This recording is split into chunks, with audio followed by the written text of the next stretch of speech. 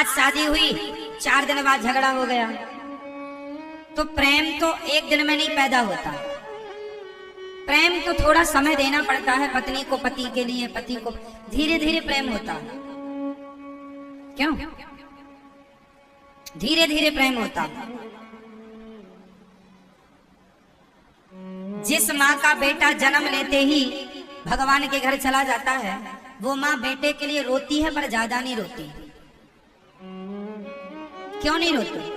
क्योंकि अभी 2 दिन का था, भगवान के घर चला गया, ज्यादा अटैचमेंट नहीं हो पाया, प्यार नहीं हो पाया उस बच्चे से।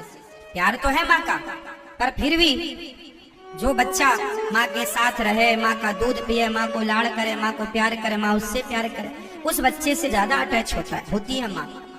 अर्थ क्या निकला कि प्रेम के लिए थोड़ा समय देना पड़ता है सबको।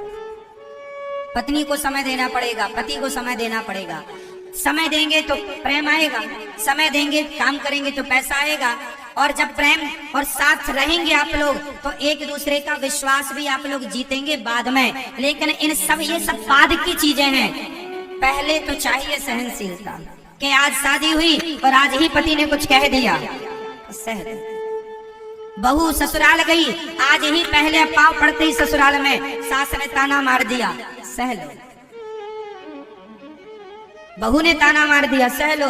सहनशीलता जिनके जीवन में है, समझ लो उनकी गृहस्थी बहुत अच्छी चल रही है। जो सह गए वो रह गए, नहीं सहे नहीं रहे। अरे प्यार तब होगा जब दोनों साथ में रहोगे, विश्वास तब होगा जब दोनों साथ में रहोगे। साथ में ही नहीं हो, सहन ही नहीं हुई तुम्हें एक गाली पति की, सहन ही नहीं हुआ तुम्हें पत्नी का, जरा सी बात अलग अलग हो गई। अब अलग अलग हो तो विश्वास कहाँ से आए, प्यार कहाँ से आए? क्या? इसलिए मैंने है सहनशीलता। जड़ गृहस्थी को चलाने के लिए पत्नी के अंदर सहनशीलता हो। इसलिए पहले की माँ अपनी बेटी को कैसे समझाती थी, बेटी जाओ ससुराल ही तुम्हारा घर है ना, कोई बात हो जाए पलट कर जवाब ना देना, ये तो तुम्हारा मायका है। अपनी माँ को भी जवाब दे देती हो, अपने बाप को भी तुम पलट के जवाब दे देती हो। ससुराल में 2 बातें सह लेना बेटा। पहले की माँ ऐसे पाठ पढ़ाया करती थी अपनी बेटियों को कि ससुराल में 2 बातें सह लेना, सुन लेना। पर आजकल की एडवांस मम्मियां ये सिखाती हैं, कोई बात हो तो बताना, हम गुंडे भिजवा देंगे। बता देना, हम एक फोन लगा देना, गुंडे भिजवा देंगे। अब बताओ कितना बदल गया, देख तेरे संसार की हालत क्या हो गई। भगवान सब बदला, ये माताएं भी है ना, बेटियों को संस्कार देने का ढंग ही बदल दिया है ना मेरी माँ। हमारे देश में कितनी माँ ऐसी हैं जो शादी के बाद भी अपनी बेटियों को अपने पास रखती है, ससुराल नहीं जाने देती, वहां ना जाओ यहीं रहो, है ना। लड़कियों की माँ बेटियों से इतना प्यार करती है, उसके चक्कर में उसका घर बिगड़ जाता। कितने केस ऐसे हैं जहां माँ की गलती के कारण लड़की का घर बिगड़ जाता। एक सफल गृहस्थी कैसी होती है? गृहस्थी में क्या क्या नहीं होना चाहिए, आज मैं आपको ये बताऊंगा क्या नहीं होना चाहिए। आजकल आपने देखा होगा कि अक्सर घरों में जो आपकी बेटियां हैं, वो बेटी जब अपने मायके आती है ना, तो वो मायके में आकर के बड़ा, कुछ बेटियां ऐसी हैं जो मायके में आकर के बड़ी राजनीति करती हैं। छोटी भाभी से बड़ी भाभी की भिड़ा दी, बड़ी भाभी को छोटी से भिड़ा दी, अपनी माँ से अपनी भाभी को भिड़ू करके अच्छी बन गई बेटी। कुछ बेटियां ऐसी होती हैं जो जरूरत से ज्यादा अपने भाई की जिंदगी में, अपनी भौजाई की जिंदगी में इंटरफेयर करती रहती है ना। पति पत्नी के रिश्ते को बिगाड़ने में लड़की की माँ या लड़के की बहन, यदि इन दोनों से बच गया तो गृहस्थी चल जाएगी।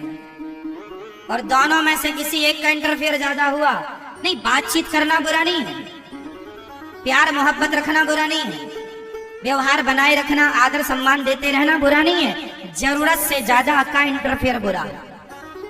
समझ रहे हैं? जरूरत से ज्यादा इंटरफेयर करना, भाई को अपने कब्जे में कर लेना। कई बहनें अपने भाई को अपने कब्जे में, मेरा भाई मेरी सुनेगा, और बेचारी पत्नी परेशान है। कई माताओं ने अपने बेटे को वश में कर लिया, तू मेरी सुन, अपनी पत्नी को निकाल दे, मैं तेरे लिए दूसरी शादी करा दूंगी। ऐसी भी माएं आपको आज की मिल जाएंगी, जो बेटे से कहती हैं तू कुछ भी करके से तलाक दिला दे, मैं तो तेरे लिए दूसरी दुल्हन ले आऊंगी। माँ, कई बार कितने घरों में, कितने केसों में देखा गया, किसी घर में किसी केस में माँ की गलती है, किसी केस में बहू की, किसी केस में बहन की गलती है, किसी केस में भाई की। हम ये कहते हैं कि चाहे माँ हो, चाहे बहन हो, चाहे आप स्वयं हो, कोई भी हो, हमें गृहस्थी चलाने की ओर बढ़ना है, निभाना है, रिश्तों को बनाए रखना है, रिश्तों को निभाना है। तोड़ने की बात नहीं करनी कि तोड़ दो, इसे निकाल दो, हम दूसरी ले आएंगे, ये कोई बात नहीं हो। गृहस्थी बहुत नाजुक है, इसलिए बड़े बड़े ऋषि मुनियों ने कहा, संतों ने कहा, रही मन धागा प्रेम का मत तोड़ो छटकाए, टूटे से फिर ना जुड़े, जुड़े सो गांठ पड़ जाए। रही मन धागा प्रेम का मत तोड़ो छटकाए। ऐसी गृहस्थी बड़े प्रेम से निभानी चाहिए, चलानी चाहिए। गृहस्थ आश्रम में रहकर पति पत्नी को भगवान का चिंतन करना चाहिए। और मुझे लगता है जिस पत्नी को अपने पति पर विश्वास है और जिस पति को अपनी पत्नी पर विश्वास और प्रेम और समर्पण है दोनों का एक दूसरे के जीवन में, फिर जमाने की परवाह ना करो, आप दोनों चला लोगे। दोनों मजबूत हैं तो फिर टेंशन नहीं है। दोनों कमजोर हो जाते हैं ना, तो फिर इनका फायदा कोई ना कोई उठा लेता है।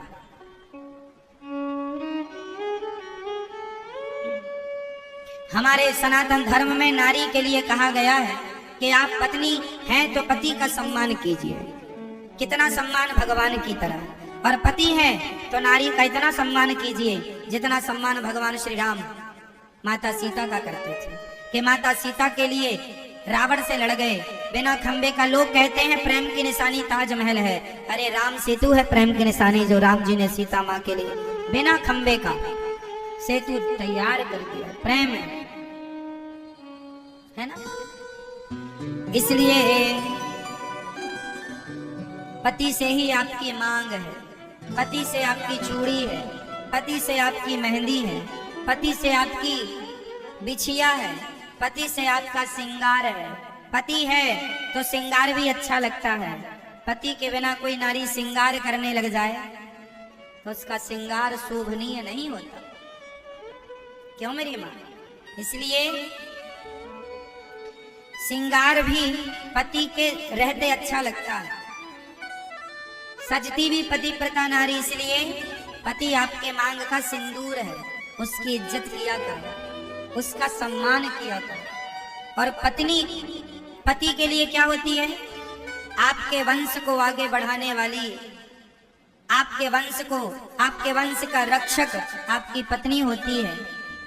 आपके पितरों को पानी देने वाला जो बेटा है वो माँ के गर्भ से ही बाहर आता है। इसलिए नारी का भी सम्मान पुरुषों को बराबर करना चाहिए। जितना सम्मान पत्नी करे उतना सम्मान उसका पति भी उसका करे, तब व्यवस्था बनती है।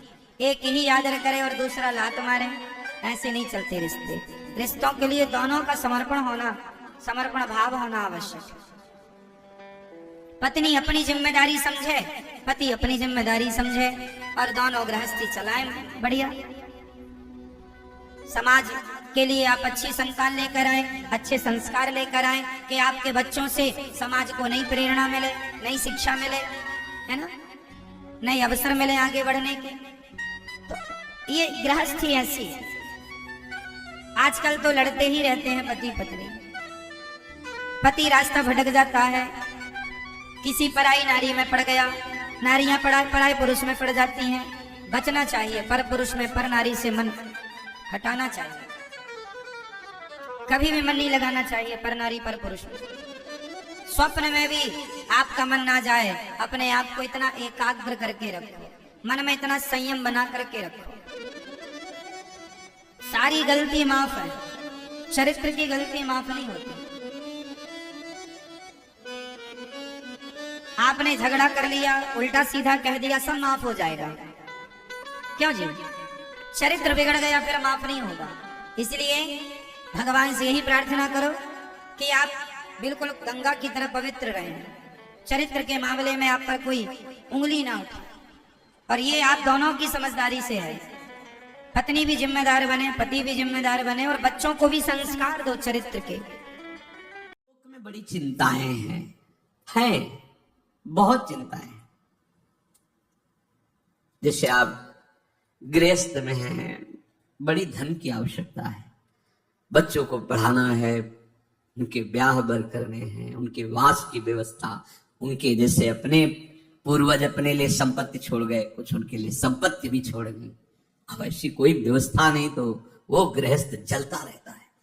भगवान का भजन करना है, भगवान को प्राप्त करना है, ये तो कहीं है ही नहीं दिमाग में। बस दिमाग में इतनी बात रहती है, ये जो हमारा परिवार है, हमारा जो कर्तव्य है, इसका वो महान कर्तव्य से वंचित हो जाता है। तो कह रहे हैं जो लोक धर्म की बहुत चिंताओं में फंसा हुआ है, अब अचानक उसे सत्संग मिला और ये पता चला कि जीवन का परम कर्तव्य तो भगवत प्राप्ति है, भजन है। अब हमने चिंताओं में अपने जीवन को व्यतीत कर दिया, अब क्या होगा? श्रीपाद कह रहे अब तुम चिंता ना करो, पर अब इसमें क्योंकि चिंतन तुम्हारा संसार का हुआ है, तुम पहले से सावधान नहीं रहे, तो मन तुम्हारा बहुत मलिन हो गया है। परिवार भोग जो पुनः पुनः भोगे, वो तृष्णा वासना, कई तरह के संबंधों की भावना, इतना सब कूड़ा करकट जमा हो गया। अब आप एकाग्रता पूर्वक भजन नहीं कर सकते। तो एक काम करो, श्री वृंदावने देह मिमम न्यस्य सुखी भाव, तुम हट करके अपना अंतिम बनाने के लिए वृंदावन में इस शरीर को डाल दो। न्यस्य मन त्याग दो, छोड़ दिया, सहारे से वृंदावन के भरोसे छोड़ दो। देखो एक बात आपको समझनी होगी अंदर से, उसमें क्यों में मत लगाना। भगवान का भरोसा अगर हृदय में है तो सुखी भाव, ये शब्द याद कर लो, सुखी भाव। प्रभु का भरोसा नहीं है तो फिर कुछ भी व्यवस्था आप कर लो अपनी, आप अशांत रहोगे, चिंतित रहोगे। भरोसा बहुत बड़ा महामहिम शब्द है और वो प्रभु के लिए केवल। हम भरोसा भोगों का, धन का, पद प्रतिष्ठा का, मित्रों का, व्यवस्था का, देख लो, अंदर से देख लो। अगर भरोसा प्रभु का है, देखो वो आप जानो आपका हृदय है, आप जैसे प्रभु के प्रति भाव करेंगे वैसे ही आपका दर्शन और व्यवस्था होगी। ध्यान रखना, ये यथामाम प्रपद्यन्ते तास तथैव, केवल प्रभु कदम कदम पे देखा, कदम कदम पे। गुरु आश्रम से चले, संन्यास में सबसे ज्यादा ये कंचन कामनी कीर्ति आदि की त्याग की प्रारंभ से शिक्षा दी जाती है। अर्थ स्पर्श नहीं करना, रखना नहीं। तो निकल, अब अर्थ तो था नहीं, यात्रा वृंदावन की करनी। चले, जब उसमें हाईवे पे आए, पीपल का वृक्ष था, बैठ गए। किससे कहे कि हमको अब कानपुर आकर वहां रेलवे स्टेशन पे बैठ के फिर जाना, बिल्कुल अक्षर शासक। सामने मिठाई की दुकान थी, एक दोना मिठाई लेके, स्वामी जी मिठाई ले लो। उन्होंने मिठाई की तो आवश्यकता नहीं, आप बैठे हो काफी देर से, यहाँ कैसे बैठे? तो हमारे मन में धाम दर्शन की इच्छा थी, पर हमारे पास पैसे नहीं थे। अरे आप चिंता, थोड़ी देर में ऐसे गाड़ी रुको, बैठा था। कहाँ जाने का? घंटा घर से रेलवे लाइन से रेल जाती है वृंदावन, वहां पहुंचे, वहीं रुका, पैदल चले गए वहां। अब वहां बैठे, हमें पता ही नहीं कि किस गाड़ी में, कहाँ गाड़ी कैसे, बिल्कुल अक्षर सा सत्य। ऐसे बैठे, जो कुर्सियां होती है वैसे बैठे। एक आदमी आया, प्रणाम स्वामी। कहाँ जाना स्वामी? मथुरा जाना है। अच्छा, हम ड्राइवर हैं उसी मथुरा वाली गाड़ी के। गया पहले इतने अंगूर और केला लाया, बोले आप पाइए, ये हमारा समय हो रहा है। जाके एक अच्छे उसमें बैठाला हमको, बोले हम आ गए। किसी भी तरह की कोई भी समस्या आपको यहाँ नहीं होगी। कोई भी आपसे अधिकारी जन अगर आए और पूछें तो हम ड्राइवर हैं, आप हमें बता देना। अगर गाड़ी रुकती है, आपको कोई उतारता है, तो हम ये चेक करते रहेंगे, देखते रहेंगे कौन है हमारा परिचय। भरोसो दृढ़, कदम कदम पे उसकी व्यवस्था, कदम कदम पे उसका प्यार पूरे जीवन में देखने को मिला। हाँ, अपने प्रेम रस को पवाने के लिए वो थोड़ा कठोरता भी, जिससे तुम्हारे हृदय में मान अपमान दुख सुख समान हो जाए। इसलिए प्यारे यीशु ने बहुत प्यार अपने जनों को करते हैं। ये कोई न सोचे कि जीवन भर हम संसार में रहें, हम कैसे वृंदावन में रहें। बड़ा करुणा में स्वभाव है, बड़ा करुणा। लाडली जी का विधान देखते हैं। एक उपासक आया कि अब हमें कैंसर है, डॉक्टर ने कहा 2 महीने में हमारा शरीर पूरा, यहां से सड़न मवाद निकल रहा है, दुर्गंध, तो आप इसकी दवा क्यों नहीं? ऐसी व्यवस्था नहीं है कि ऐसा वृंदावन वास की भी व्यवस्था नहीं। पर अब मैं जब मरना ही, तो हम चाहे परिक्रमा में पड़े रहे, मरने के लिए ऐसी व्यवस्था लाडली जी ने अचानक करना तो उनको है ना, ऐसी व्यवस्था सुंदर कि जीवन में अरबों रुपए कमाए होते तो भी व्यवस्था नहीं होती।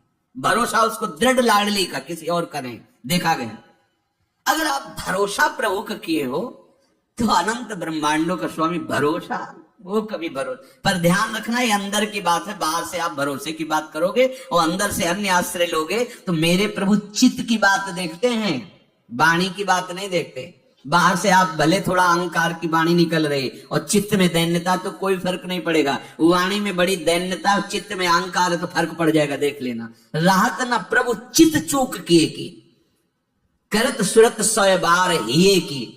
प्रभु के चित्त में अपने उपासक की बाहर की चूक से फर्क नहीं पड़ता, वो हृदय की समर्पण की वृत्ति को देखते हैं। यदि तुमने जीवन भर भजन नहीं कर पाए, सत्संग किसी तरह कान में पड़ा हुए बात आए कि अब तो चूक गया, पूरा जीवन मेरा विषय प्रपंच संसार में गया, अब कैसे भगवत प्राप्ति होगी। तो यदि व्यवस्था है तो धामवास की तत्काल व्यवस्था करो, छोड़ो और आओ। और यदि व्यवस्था नहीं है तो शरीर छोड़ना ही है ना, ऐसे कर लो बस। महाप्रस्थान जिसे कहते हैं, महाप्रस्थान, मरने जा रहा हूं, बस अमर हो जाओगे। श्रीपाद कह रहे, किसी व्यक्ति का भरोसा नहीं, और हमारे परिचय के नहीं, भरोसा मेरी लाडली जुगल जोरी सरकार आपके भरोसे आ रहे हैं। तो बोले श्री वृंदावन ने देह में मन नश्य डाल दिया अपने शरीर को वृंदावन में, तो श्रीपाद आशीर्वाद दे रहे हैं, सुखी भव, आप तुम परम सुखी हो जाओगे, क्योंकि बहुत करुणा में हमारे लाडली लाल हैं। इसलिए अलम कश्याप संगत्या तवालम शास्त्र कर्म भी वृंदारण्य तृणम मन्यो धन्यो न किंचिदाचरेत। अब बंद करो ये वार्ता, जिसे महाप्रभु कहते हैं अलम विषय वार्ता, वो मेरा, मैंने ये किया वो किया, किसी का भी भरोसा मत रखो। अलम कश्यापि संगत्या, किसी का भी संग मत करो। यही बार बार वर्षों से प्रार्थना कर रहे हैं कि असंग रहो, सैकड़ों साथ रहते हुए भी असंग रहो। जब अपने कुटिया में गए तो बंद दरवाजा, निरीक्षण परीक्षण अपने हृदय का एकांत में करते हुए, भजन करते हुए, जो भी समय आपको मिला है एकांत का, उसमें कोई वार्ता नहीं, कोई संग नहीं, असंग रहो। वार्ता भगवत वार्ता सुन रहे हो, असंग। भरोसा प्रभु का, प्रभु गुरुदेव महाभागवत जन ये एक ही, भक्ति भक्त भगवंत गुरु चतुर नाम बपु एक। भरोसा बस एक का, अन्य का नहीं, सांसारिक संबंधों का, सांसारिक बलों का नहीं। देखो भगवत प्राप्ति अत्यंत कठिन है, पर बहुत ही सरलता से प्राप्त हो जाएगी। कठिनता यही संग त्याग, आशा त्याग, भरोसा त्याग, यही बहुत कठिन होता है। एक भरोसो, एक बल, एक आस, एक विश्वास, इसमें दूसरा कोई नहीं होना चाहिए। अलम कश्यापि संगत्या, बंद करो, किसी का भी भरोसा आश्रय मत लो। तवालम, अलम शास्त्र कर्म भी, अब तुम्हारे शास्त्र सिद्धांत से कर्म करने के लिए समय भी नहीं रह गया है और सामर्थ्य भी नहीं रह गई है। तो वृंदारण्य तृणम मन्यो, अपने को सबसे नीच समझकर भगवत प्राप्ति हो जाएगी, समझ लो। देखो वाला होगा तब ननंद आएगी। कई भाभीियों को तो यही टेंशन, घर में अगर देख ना पाए तो ननंद आएगी, ननंद आएगी तो घर को साफ कर जाएगी। प्यार से बोलो हाँ। लेकिन सब कोई ऐसा नहीं होते, ऐसे नहीं होते। जहाँ हम रुके हैं ना, उनके घर में भी बुआ जी आई हैं, हाँ। लेकिन ये ननंद भाभी का बड़ा प्रेम है। सामने बैठे मम्मी पापा, माता जी पिताजी बैठे हैं, लेकिन जो ननंद है भाभी के, जो बुआ जी आई हैं, उनका और इनका बड़ा स्नेह है, बड़ा प्रेम है। ऐसे ननंद भाभी भी होते हैं, लेकिन धुंधुली विचार करते, ननंद आएगी तो साफ कर जाएगी। धुंधुली जैसे भी कई जगह देखने को मिलता है। कुछ भाभी तो ननंद के नाम से ही डरती है। भाभी अपने बच्चों को जब ननंद घर पे आए तो कहेंगे जा जा जा बुआ को देख लो, कहीं तुम्हारी दादी कुछ दे तो नहीं रही। प्यार से बोलो। अपने बच्चों को तो वही बुआ के आगे पीछे घूमने को लगा देते हैं। अब वो बच्चे भी इतने चुगलखोर, आकर के मम्मी को बताते, मम्मी बुआ को दादी ने अभी अभी कुछ दे रही थी। हाँ, प्यार से बोलो। अब लड़ाई शुरू। घर को अगर अच्छा बनाना हो, अपने गृहस्थ आश्रम को सुंदर बनाना हो, तो प्रेम भाव होना चाहिए। एक दूसरे का सपोर्ट करें, एक दूसरे को प्रेम करें, सब मिलकर के जितना हो सके भक्ति कर पाए, भजन कर सके। ऐसे अगर जिया जाए तो जिंदगी में किसी से भी द्वेष होगा ही नहीं। प्यार से बोलना पड़ेगा।